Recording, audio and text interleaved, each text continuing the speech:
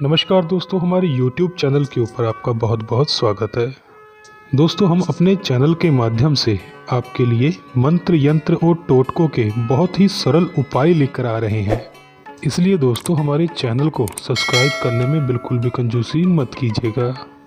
तो दोस्तों, आज मैं आपको चोरी नाशक के 2 यंत्र उपाय बताने जा रहा हूँ और इन दोनों यंत्रों की पूरी जानकारी के लिए वीडियो को अंत तक अवश्य देखिएगा।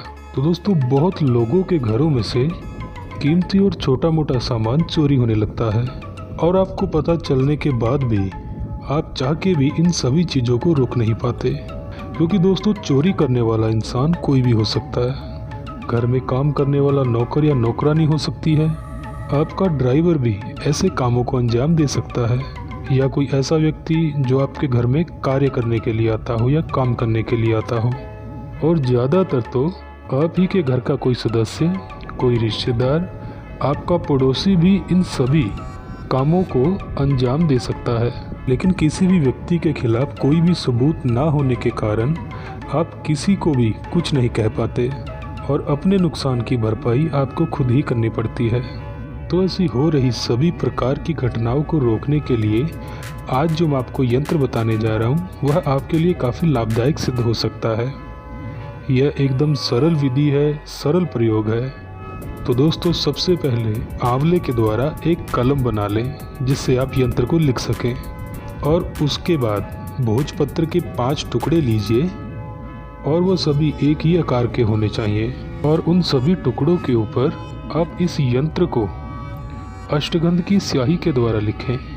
लिखने के बाद इन सभी यंत्रों को अपने पूजा स्थान के ऊपर रख के इनको धूप दीपक दें, और आप घर में जिस भी स्त्रोत का पाठ करते हो वह पाठ और जाप कर लें। ऐसा करने के बाद इनमें से 4 यंत्रों को घर के चारों कोनों में अच्छे से छुपाकर रख दीजिए, और 5वें यंत्र को घर के मध्यम में यानी कि घर के बीचों बीच रखा जाता है। उस यंत्र को आप किसी भी टेबल, कुर्सी या मैट के नीचे छुपा के रख सकते हैं, या आप किसी गमले को मध्यम में रख के उसके अंदर भी आप इस यंत्र को छुपा के रख सकते हैं।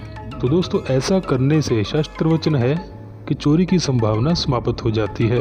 अगर कोई भी व्यक्ति आपके घर में चोरी के इरादे से प्रवेश करेगा तो वह खाली हाथ ही लौटेगा। तो आइए दोस्तों, बढ़ते हैं दूसरे यंत्र की ओर। यह दूसरा यंत्र आपके दुकान, ऑफिस वह कारखाने के लिए है। बहुत से कारखाने, दुकान वह ऑफिस ऐसे होते हैं दोस्तों कि वहाँ पे पड़ी हुई छोटी छोटी चीज़ें भी बहुत ज़्यादा कीमती होती हैं, और कोई भी व्यापारी उन चीज़ों को खो के नुकसान कभी भी नहीं उठाना चाहेगा। तो दोस्तों, अगर आपको ऐसा लगता है कि आपके इन तीनों में से किसी भी स्थान के ऊपर चोरी की आशंका हो सकती है, या कोई व्यक्ति इस घटना को अंजाम दे रहा है, तो उसको किस तरह से रोका जाए और अपने बिजनेस वह वहाँ पे रखे हुए सभी सामान को किस तरह से सुरक्षित किया जाए, तो दोस्तों, शनिवार के दिन रक्त चंदन की स्याही से भोजपत्र पर इस यंत्र को लिख लें, और लिखने के बाद इसको धूप आदि पूजा के स्थान के ऊपर रख के जिस भी स्त्रोत का आप जाप करते हैं उसका जाप कर लें या पाठ कर लें। ऐसा करने के बाद आपने इस यंत्र को दहलीज के आगे छोटा सा गड्ढा खोद के वहाँ पे इस यंत्र को दबाना होगा। अगर आपके ऑफिस, दुकान वह कारखाने के दहलीज के आगे आप गड्ढा नहीं खोद सकते, तो आप कोई भी एक गमला ले लीजिएगा जिसमें फूल वगैरह लगा के, और इस यंत्र को उस गमले में दबाकर दहलीज के पास रख दीजिएगा। दोस्तों, ऐसा करने से चोर और चोरी इन दोनों का ही डर समाप्त हो जाता है। तो दोस्तों, यह एकदम सरल उपाय है जिसकी सहायता से आप चोरी भय से मुक्ति पा सकते हो। अगर आपके ऑफिस, दुकान, मकान और कारखाने में किसी भी प्रकार की चोरी का भय हो तो इन यंत्र की सहायता से वो हमेशा के लिए ख़त्म हो जाएगा। अगर आपको वीडियो पसंद आए तो इसको लाइक और शेयर करना बिल्कुल मत भूलिएगा।